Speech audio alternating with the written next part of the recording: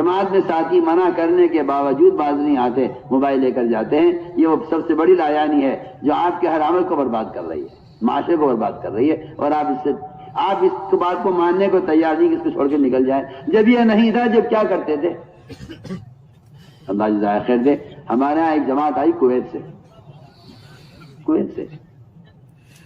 اب ماشاءاللہ بڑے لوگ، مالدار لوگ سب.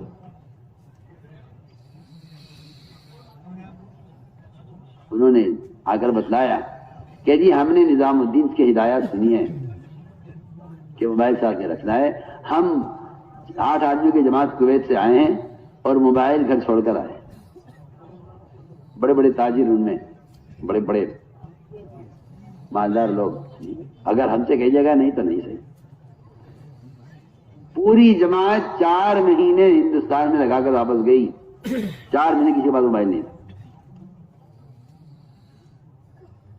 ہمیں تو ہدایت جو دی گئی اس پہ عمل کرنا ہے. ہم تو جانتے ہی نہیں کہ اس کے بعد کیا ہوگا. جو ہوگا دیکھی جائے گی. 4 مہینے کے بعد کہتے ہیں کہ ہمارا یہ پہلا خروج ہے جس سے ہمیں فائدہ ہوا ہے، ورنہ اب تک ہمیں معلوم ہوتا ہے کہ ہمارا وقت ضائع ہوا ہے. کہتے ہیں اس کا فائدہ ہوا ہے اس سے کہ ہم یکسو ہو گئے بالکل اعمال کی طرف. اس لیے میں تاکید سے عرض کر رہا ہوں کہ آپ اس کی کوشش کریں. اگر خدا نہ کرے جب آپ سے لے آئے ہو بند کر کے نہیں سکوا. امیر کی ذمہ داری ہے کہ وہ اپنے ساتھیوں کے موبائل کی حفاظت کرے اور ان کو اس کا استعمال نہ کھونے دے. ورنہ میں آپ کو صاف کہہ دیتا ہوں کہ قیامت میں اللہ تعالیٰ امیروں کو پکڑیں گے کہ تم نے کیا کوشش کی تھی ان کو اس منکر سے روکنے کی. اللہ جماعتوں کے ذمہ داروں سے قیامت میں سوال ہوگا. میں سارے جماعتوں کے ذمہ داروں سے کہہ رہا ہوں کہ جتنے امیر بیٹھے ہوئے جماعتوں کو لے کر چلنے والے، ان سب کی ذمہ داری ہے کہ سب موبائل بند کر کے رکھیں اپنے پاس اور اس کا استعمال نہ کیا جائے. ہاں کسی کو کوئی حاجت، کوئی ایسی ضرورت پیش آ جائے، امیر سے اجازت لے لے کہ امیر صاحب یہ مسئلہ تھا ہمارا گھر کا، اگر اجازت ہو تو یہ خبر کر دیں. کوئی اگر مجبوری پیش آ جائے تو کوئی حرج نہیں ہے. لیکن بیان کا ٹیپ کرنا یا اس میں تصویروں کا دیکھنا، یہ تو دین کو کھیل بنانا ہے. اور جو آدمی دین کو ہلکا سمجھتا ہے وہ ہدایت حاصل نہیں کر سکتا. اس سے اپنے آپ کو ہمیں بچانا ہے. یہ ہے لایانی کا نقصان.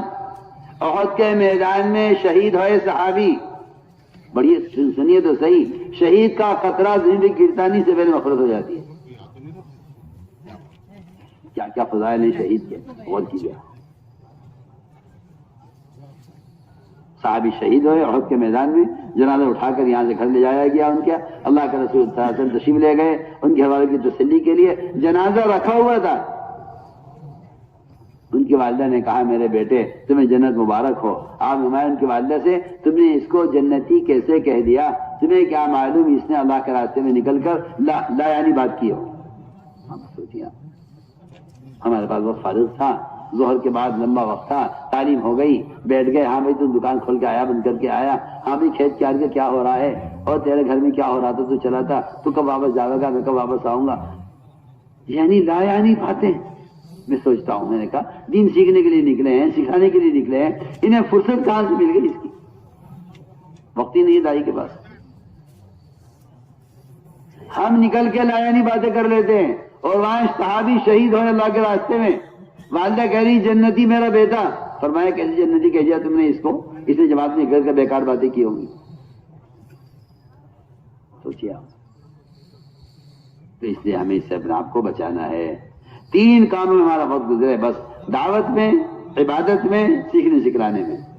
حضرت فرمایا کرتے تھے یہ 3 کام اگر دنیا میں نہ ہوتے عمر دنیا میں رہنا پسند نہ کرتا. حضرت عمر کا قول ہے اگر اللہ کے راستے میں پھرنا نہ ہوتا عمر دنیا میں رہنا پسند نہ کرتا. آج کے مسلمانوں کو دیکھیے آپ، یہ کہتے ہیں پھرنا بھی کوئی کام ہے. حضرت عمر کیا کہہ رہے ہیں؟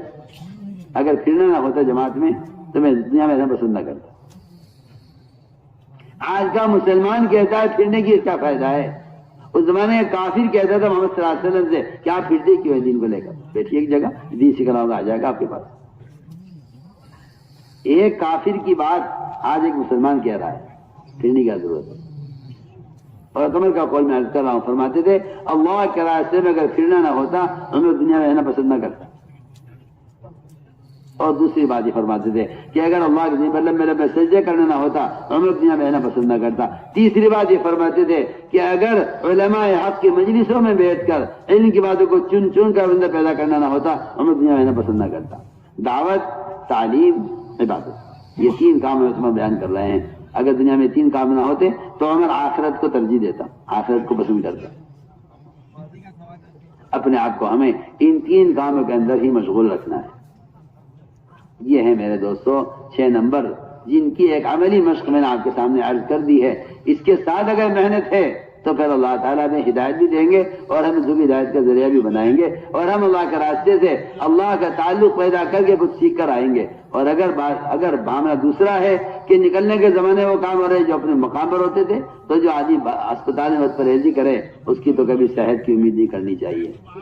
جو اسپتال میں رہ کر بد پرہیزی کرے، دوا پر نہ کھائے، تو اس کی تو صحت کی امید نہیں کرنی چاہیے، ایسے ہدایت کی امید بھی نہیں کرنی چاہیے۔ اگر اللہ کے راستے میں نکل کر یہ اصول ہم اپنے سامنے نہ رکھیں اور اپنے آپ کو اس کا پابند نہ کریں، اس طرح ہمیں جماعت میں نکل کر، یہ ہمارے نکلنے کا اصل مقصد ہے۔ اب جو جماعت اللہ کے راستے میں نکلنے والی ہیں اپنے امیر ذمہ دار کے ساتھ چلیں اور اطاعت کے ساتھ چلیں، اطاعت کے ساتھ چلیں، اجتماعیت کے ساتھ چلیں، اس لیے کہ فتنوں کا زمانہ ہے۔ حدیث میں آتا ہے فتنوں سے بچنا چاہتے ہو تو 3 کام کر لو، جماعت کے ساتھ چمٹ کر رہو اور عموم میں رہو اور مسجدوں کا لازم پکڑ لو۔ بلکہ روایت میں آتا ہے کہ جو بکری ریوڑ کے اندر ہوتی ہے اگر کمزور بھی ہے تو محفوظ ہے، اور جو بکری ریوڑ سے الگ ہو جائے اگر وہ مضبوط بھی ہے تب بھی وہ خطرے میں ہے کہ اس کا بھیڑیا اس کا دشمن ہے اور انسان کا دشمن شیطان ہے۔ اس لیے ہم نے عرض کیا کہ الگ نہ چلیں، الگ نہ رہیں، جماعت کے ساتھ چمٹ جائیں، اجتماعیت کے ساتھ رہیں۔ یہی فتنوں کے ختم کرنے کا ایک حدیث میں، ایک ہی روایت میں 3 اسباب بتائیں فتنوں سے بچنے کے لیے۔ عموم میں رہو، جماعت کے ساتھ چمٹ کر رہو، مسجد کو لازم پکڑ لو۔ اس طرح ہمیں اپنی امیر کی ہدایت کے ساتھ اللہ کے راستے میں نکلنا ہے۔ امیر اگر کفر کا حکم کرے تو اطاعت نہیں ہے، اگر امیر نماز چھوڑنے کا حکم کرے تو اطاعت نہیں ہے، باقی اس کے علاوہ سارے کاموں میں اطاعت کرنا ہے۔ آج کل لوگ معمولی باتوں کی وجہ سے امیر کی مخالفت پر اور معمولی باتوں کی وجہ سے ذمہ داروں کی مخالفت کر بیٹھتے ہیں۔ ایسا نہ کیا جائے، بلکہ ہمیں اطاعت کے ساتھ، اجتماعیت کے ساتھ اپنے اپنے امیر اور ذمہ داروں کے ماتحت ہو کر اس کام کو کرنا ہے۔ اس طرح ہمیں اللہ کے راستے میں نکل رہے ہیں۔ نکلنے میں سب سے بنیادی بات یہ ہے جہاں تک ہو سکے پیدل چلو۔ اصل پیدل چلنا اس راستے میں اللہ کے غصے کو ٹھنڈا کرنا ہے۔ حدیث میں آتا ہے پیدل چلنے پر جو غبار اڑتا ہے اس غبار کو اللہ تعالیٰ جنت میں جنت کو حسن کو بڑھانے کے لیے استعمال کریں گے۔ بلکہ فدائے ملت اور مجاہد امت حضرت مولانا اسعد مدنی رحمۃ اللہ تعالی علیہ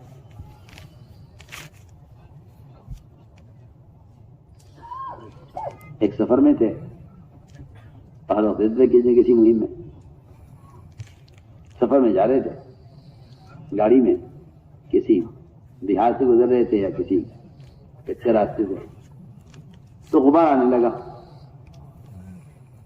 تو ان کے خادم نے جلدی سے دروازہ بند کیا، وہ کھڑکی بند کی شیشہ گاڑی کا۔ وہ کیا کر رہے ہو؟ کہ جی غبار آ رہا ہے، غبار۔ حضرت نے فرمایا کہ اللہ کے راستے کا غبار یہ جہنم کی آگ کو حرام کر دے گا، اور اللہ کے راستے کا جو غبار ہے اس غبار کے بقدر حدیث میں آتا ہے کہ مشک دیا جائے گا ہر نکلنے والے کو، اور حدیث میں آتا ہے کہ اللہ کے راستے کا غبار جنت کے حسن کو بڑھانے کے لیے بطور پاؤڈر کا استعمال کیا جائے گا۔ دوائیں کھول دیں شیشہ، اس غبار سے نفرت نہ کرو۔ حدیث میں آتا ہے آپ صلی اللہ علیہ وسلم چلے تھے صحابہ کے ساتھ، ایک صحابی الگ ہو کر چلنے لگے، فرمایا یہ ادھر کیوں جا رہا ہے، ساتھ کیوں نہیں چل رہا ہے؟ اس نے کہا جی غبار اڑ رہا تھا، میں ایک طرف ہو گیا ہوں، مٹی اڑ رہی تھی، ذرا میری ناک میں چلی جائے گی اس لیے میں ایک طرف ہو گیا۔ فرمایا اس غبار سے نفرت نہ کرو کہ اللہ کے راستے کا غبار جہنم کا دھواں ایک ناک میں جمع نہیں ہو سکتا، ایک ناک میں جمع نہیں ہو سکتا اللہ کے راستے کا غبار اور جہنم کا دھواں۔